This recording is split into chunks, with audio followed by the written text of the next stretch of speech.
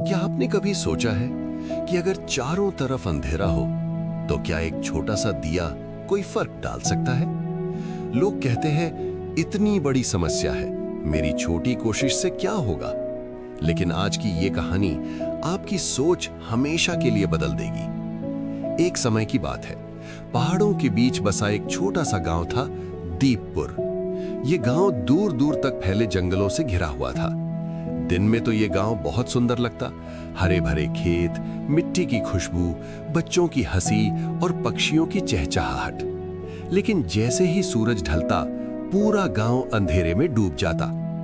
गांव में बिजली नहीं थी, रात होते ही चारों तरफ घना अंधेरा छा जाता।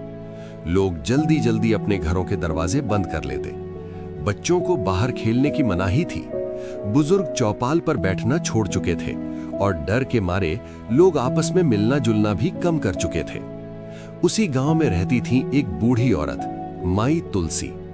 उम्र लगभग 70 वर्ष, झुर्रियों से भरा चेहरा, सफेद बाल और आंखों में अजीब सी चमक। माई तुलसी बहुत साधारण जीवन जीती थी, न कोई बड़ा परिवार, न धन दौलत। एक छोटी सी झोपड़ी, एक लकड़ी का दरवाजा और एक मिट्टी का दिया, यही उसकी दुनिया थी। हर शाम सूरज ढलते ही माई तुलसी अपने घर के बाहर आंगन में एक छोटा सा मिट्टी का दिया जलाती। वो दिया ज्यादा रोशनी नहीं देता था, बस इतना कि उसके आसपास थोड़ी उजास हो जाती। गांव के लोग उसे देख मुस्कुरा देते, कुछ कहते, माई ये क्या कर रही हो, इतना अंधेरा है, एक दिया क्या बदलेगा। कोई हंसकर कहता, पूरा गांव अंधेरे में है और माई दिया जलाकर रोशनी फैलाने चली हैं। माई तुलसी चुपचाप उनकी बातें सुनती और हल्की सी मुस्कान के साथ वही जवाब देती, मैं अंधेरे से नहीं लड़ती बेटा, मैं बस रोशनी फैलाती हूं। समय बीतता गया, दिन, हफ्ते और महीने। माई तुलसी रोज दिया जलाती, चाहे बारिश हो, आंधी हो या ठंडी हवा। कई बार तेज हवा से दिया बुझ जाता तो वो फिर से उसे जला देती। उसके हाथ कांपते थे, लेकिन इरादा नहीं। एक रात की बात है, तेज बारिश हो रही थी, बादल गरज रहे थे, पूरा गांव और भी डरावना लग रहा था। अचानक जंगल की ओर से किसी बच्चे के रोने की आवाज आई। लोग डर के मारे अपने घरों से बाहर नहीं निकले। माई तुलसी ने आवाज सुनी, उसने बिना सोचे समझे अपना दिया उठाया और बाहर निकल पड़ी। बारिश में उसका दिया बार बार बुझ रहा था, लेकिन वो हर बार उसे बचाती, ढकती और आगे बढ़ती रही। थोड़ी दूर जाकर उसने देखा, गांव का एक छोटा सा लड़का मोहन कीचड़ में फिसलकर गिर गया था और डर के मारे रो रहा था।